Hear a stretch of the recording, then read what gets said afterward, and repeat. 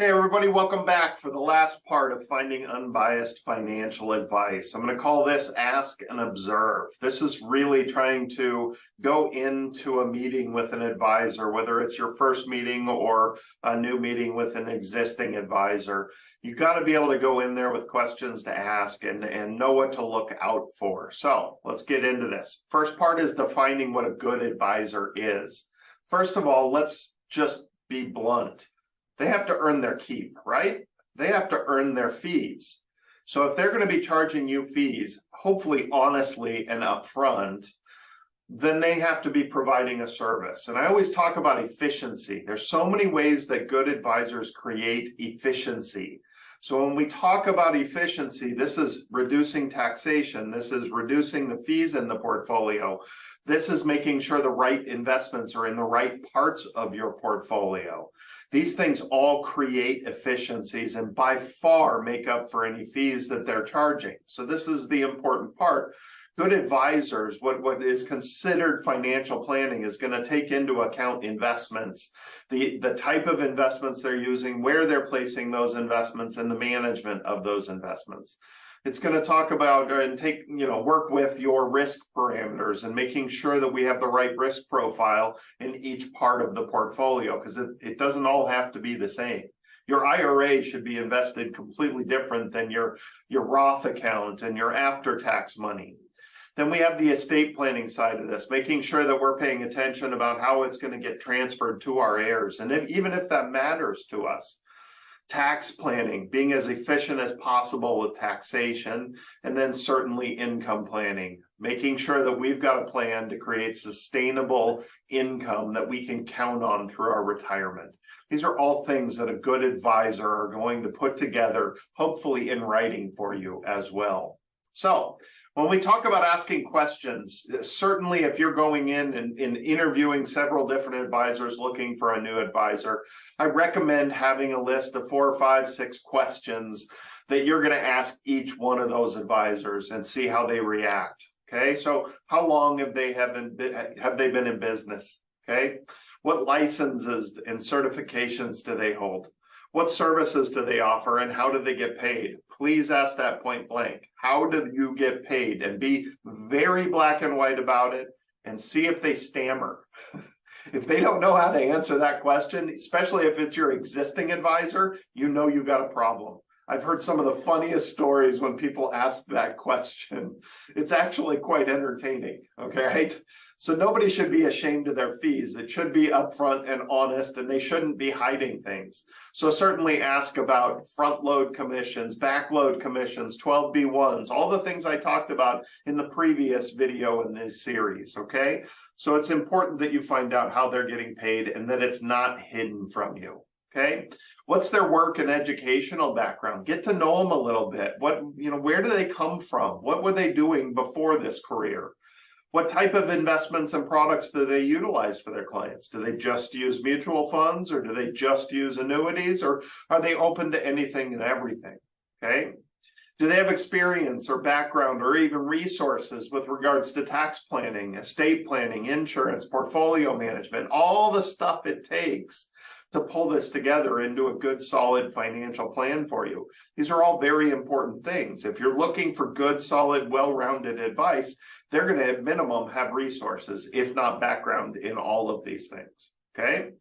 Don't forget the small talk. You do have to like these people, but more importantly, you have to feel comfortable speaking your mind, okay? It's important that if you want to understand something, that you can ask for more explanation or more information. You have to feel comfortable asking questions, saying no, and working with these people hand in hand. They bring knowledge and understanding. So these things should be conversations, not just yes and no. All right. The other part of this is observing. Okay. You need to pay attention to what they're doing. Now, we started with you have to ask them questions, right? But they have to be asking you questions. And this is where you've got to pay attention. Okay, you're paying attention to the way they're answering those questions, but you're also paying attention to the questions they're asking. So, do they do planning or just sell products? Do they incorporate tax planning into their advice? Do they have thoughtful approach, or is this just a computer program spitting out a bunch of charts that says you're wonderful and this is going to be the greatest plan ever? Okay, those computer programs don't have any mind that thinks for them. They plug in your age and a few other things, and it spits out this pretty report. Make sure your advisor actually understands this and understands what they're recommending for you, as opposed to a computer spitting out your answers every time. Okay. Do they also understand that investing in your retirement years is completely different than investing in your wealth building years? The Great Wall of China should be between that phase of life. Okay, your wealth building years, you're hanging on through the turbulence in the market, you're building wealth. There's a lot of math and a lot of truth that goes into all those old adages. You know, the market's down, everything's on sale, keep putting money in, dollar cost averaging, all those wonderful things.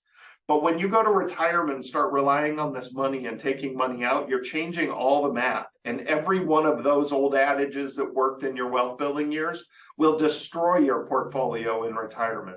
So be careful. It's very important. I do a lot of videos on how that works and what the math is involved in withdrawing versus putting in. It's very important that we understand that.